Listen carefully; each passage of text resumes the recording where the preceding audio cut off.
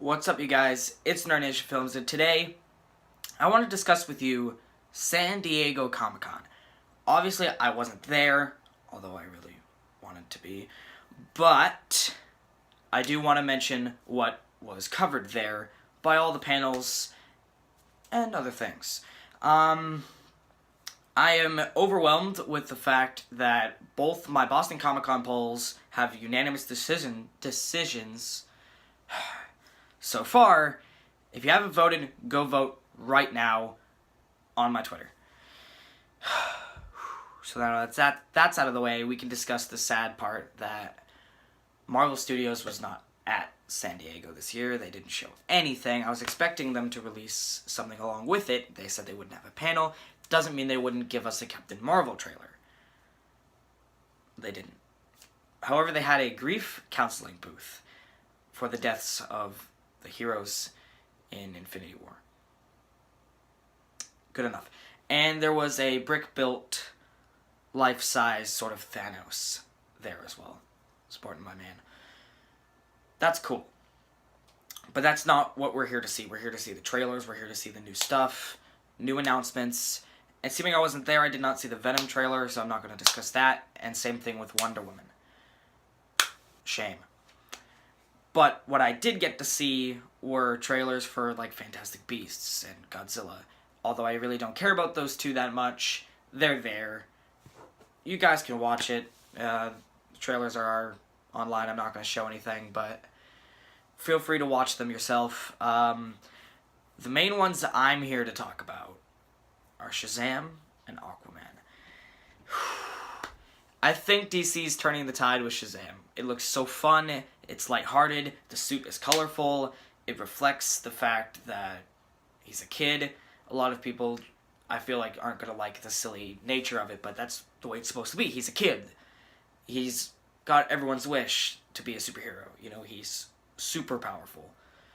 He could probably take on Superman, and he's just a kid.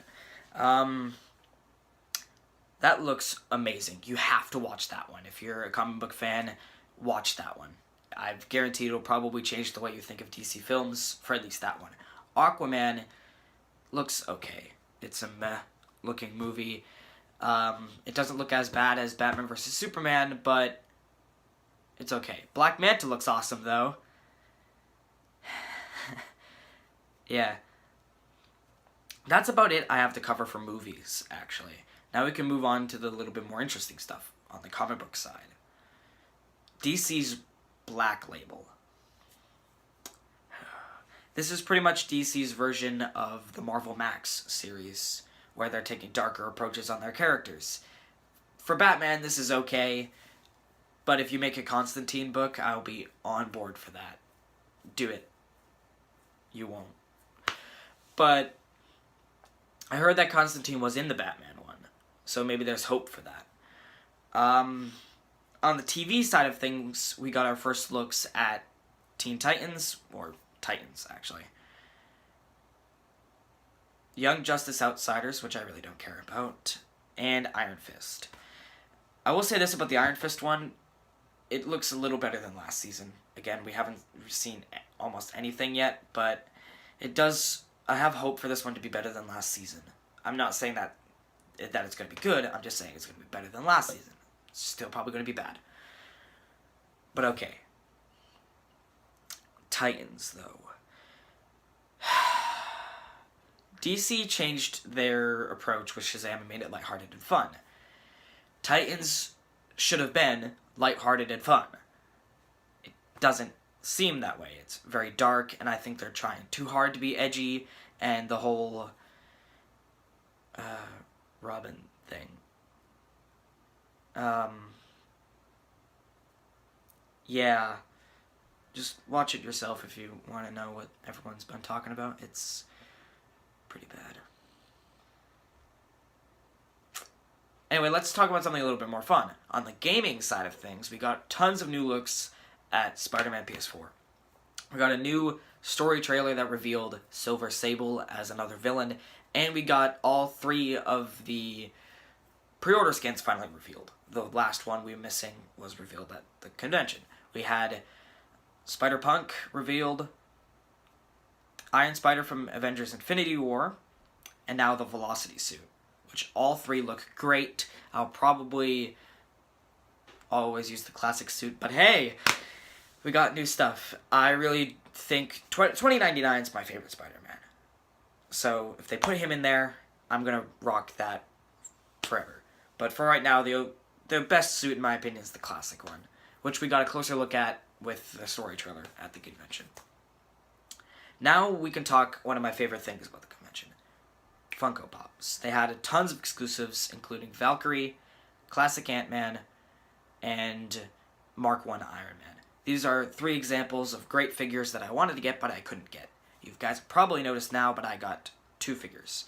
One was I walked into GameStop and got their last version, and then I walked into Barnes & Noble and I couldn't find that one, so I had to order it for $40 on eBay. Depression. But at least I got it. I present to you Pepe Le Pew and Red Hood. Now, for this one time and this one time only, I'm taking these out of box. Usually, I'm an out-of-box collector. I make exceptions with these in the background here, and now these. But I really wanted to get a closer look, and I thought that you guys deserve a closer look as well. So we're going to start with Pepe here. Now, I would say that he's one of my favorite Looney Tunes characters, and I was so depressed when Barnes & Noble didn't have this. But at least I got it. I missed out on the Speedy Gonzales one from the New York convention, and that's probably my favorite Looney Tunes character. At least Sylvester is like a normal common pop, so I can get that one. So, yeah, so let's just do this. I'm saying so many times. Okay. His tail is so large. Out-of-box collectors are going to have a hard time with this. But a normal out-of-box collector should keep these in boxes anyway. So, like me.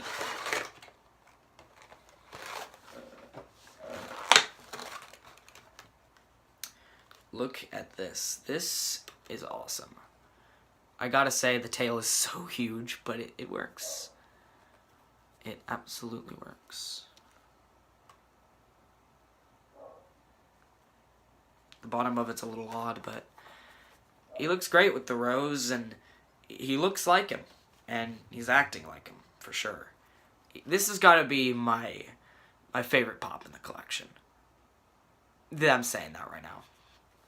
I thought a while ago, I thought Red Hood would be better, but man, looking this out of box,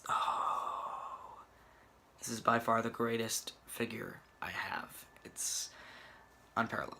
So here, Pepe Le Pew. Let's try to get him back in the box.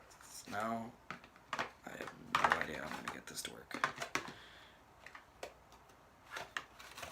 Because it's upside down. Let's try to put him back in the plastic upside down. Now, for Red Hood. My boy, my favorite, like, anti-hero ever. One of my favorite DC Comics characters. I've been wanting them to make a Red Hood pop for years. Ever since I started collecting, I always thought Red Hood would make the best figure. I've been asking for it for a long time. Here it is. I was so lucky to get the last one that GameStop had. So here is Red Hood.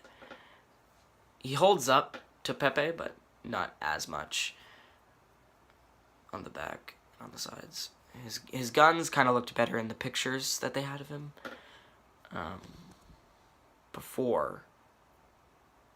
But it's great. There's a little bit of paint mishap on his logo.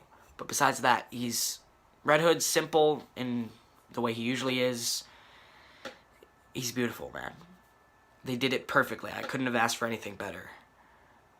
I mean, I have a feeling that maybe one day they'll make an unmasked version, and maybe they can give him his signature knife and make him different than this one. And then that could be like, I don't know, some Chase or limited, like, specialty series figure. But these are great. Everything that came out of San Diego was great. And I'm looking forward to Boston. I hope you guys are looking forward to my coverage of Boston. Make sure you vote on those polls, and I'll see you in the next one.